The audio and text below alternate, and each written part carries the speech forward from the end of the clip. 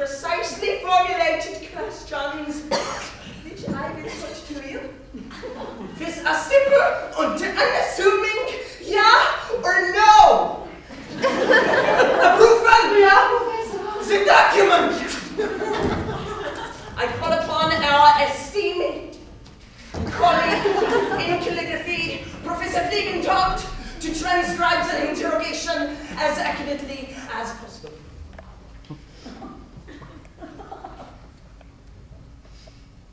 You are acquainted with this document? Yes. You are familiar with the content of this document? Yes.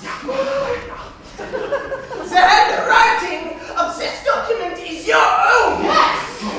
You are the author of this document. I do upon you, Professor Everyone Single. I haven't. No!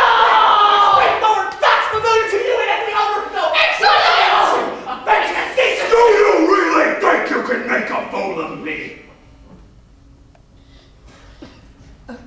You have as little respect for me and my colleagues as you have moral decency. You are henceforth expelled from our venerable institution. Professor Fliegentodt, close the minutes. I apologize. We are finished!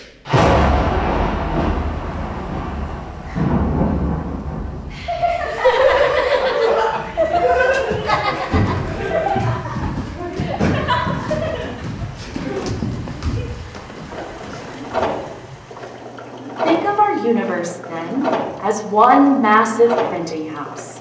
No matter how big the printing house is, you can't make any books if you don't have enough letters. On the other hand, even with all the letters in the world, you can't expect to form words by just putting them together willy-nilly. In order to make the book that is all humanity, you need a certain number of letters combined in different ways, taken out and combined again, selected and arranged into proper words. The letters of the alphabet are, in essence, the building blocks of all life.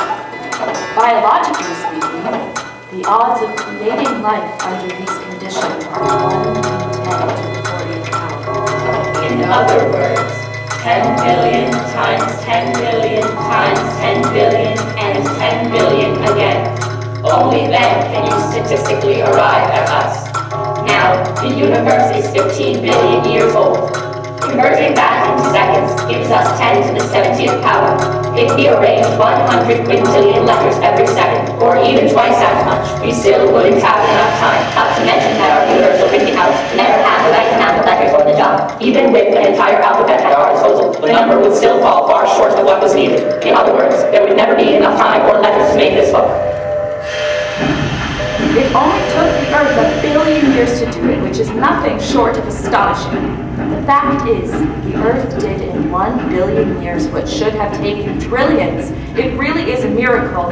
Such miracles abound on Earth beyond all probability. That's why homobiologists like myself see no reason to expect life in other worlds. All done. What time did you finish talking last night? At 12:30. What does Pepe have to say? I find him distracted.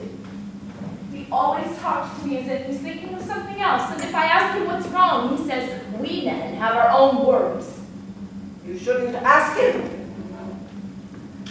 Speak. If he speaks, look at him when he looks at you. That way you won't quarrel. Mother, I think he hides many things from me. Don't try to find out about them. Don't ask him. And above all, don't ever let him see you cry. What's the name of that little bird that can never keep any money? Yes, Squanderbird, I know, but let's do as I say, Torvald. Then I'll have time to think of what I need most. Isn't that the best way? It would be if you didn't waste it on all sorts of useless things. Oh, but Torvald. Oh, you can't deny it, Nora dear. The Squanderbird's a pretty thing, but it's incredible what an expensive pet she is for a man to keep. Always on the lookout for some way to get money, but as soon as you have any, it runs through your fingers. Oh, well, I suppose I couldn't wish you anything but what you are.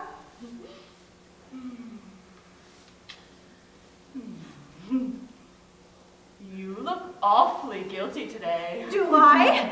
Has my little sweet tooth indulged herself in town, by any chance? How can you say such a thing? Look me in the eye. Not a small digression into a pastry shop? No, Torvald. Oh, not a wee jam tot? Certainly not. Not a little nibble at a macaroon? No, Torvald, I promise you. There now, I was only joking. You know I could never go against your wishes. Of course not. Sometimes I see myself as a respectable reverend with an affectionate little housewife. I'd have 6 days of every week to think about my sermon, and on the 7th day I'd deliver it.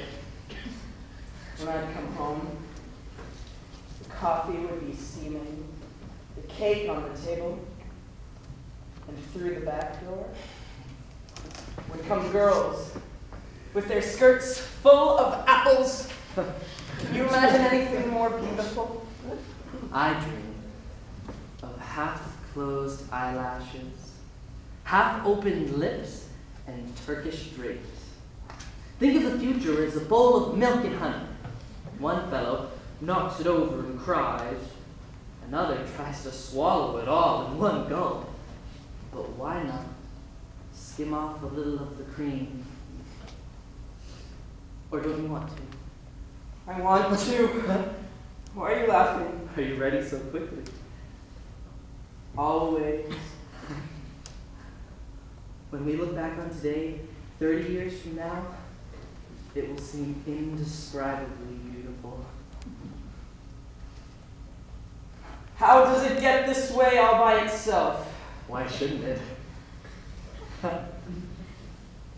If I were alone, I might burst into tears. Don't be sad. Don't be sad.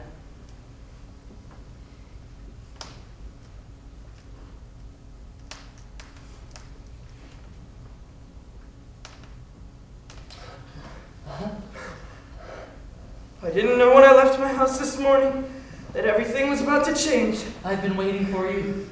I love you, Hansi, like I've never loved a living soul. Let's not be sad. When we look back on this in 30 years, we'll laugh. And now, it's all so beautiful. The mountains are glowing. The grapes are hanging down into our mouths. And the evening wind is stroking the cliffs like a teasing kitten.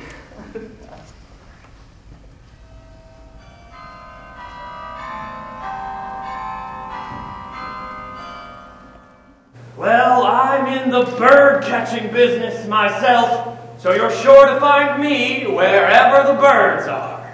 Birds, you say? Indeed. And what kind of birds do you catch? Well, all kinds, really.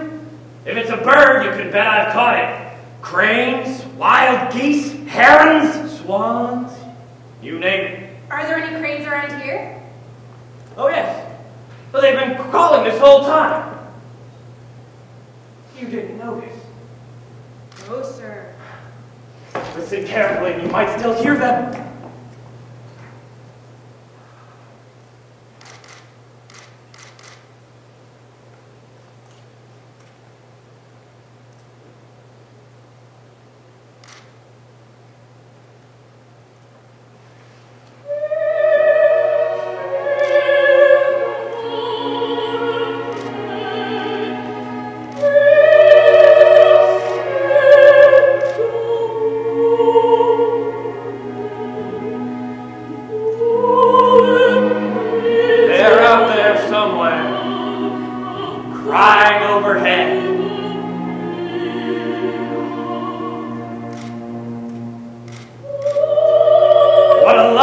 song there.